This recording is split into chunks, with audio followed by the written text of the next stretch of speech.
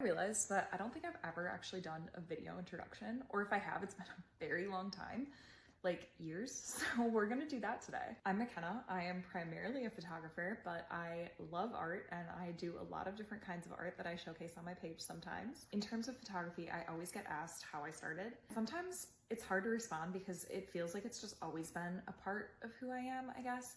When I was in middle school, I picked up a point and shoot camera from my parents. I made my sister's model for me. We just went around my parents' yard and took a bunch of pictures. We had a bunch of different outfits laid out and we called it our photo shoot day. And this is something we started doing every summer when it was only the girls' home. And we looked forward to it, we planned for it, it was a lot of fun. Somehow it came up and we showed our parents the photos that we took and they looked at it and said, these are actually really good. And that's how I kind of got into photography.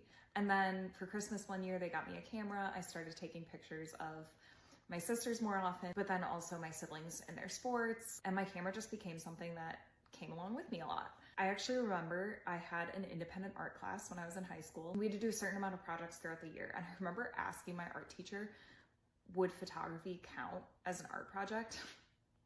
I think that's so funny now, but at the time, I didn't realize that it was something that I was like inherently good at, so I didn't really realize that there was this artistic side to it. I was in high school when I shot my first wedding. It was my cousin's wedding. She had seen the photo shoot day of me and my sisters and asked me to take photos of her wedding.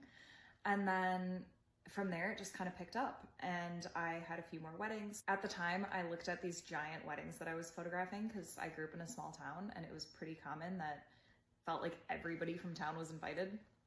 I was like, this is not something that I want to do as my career.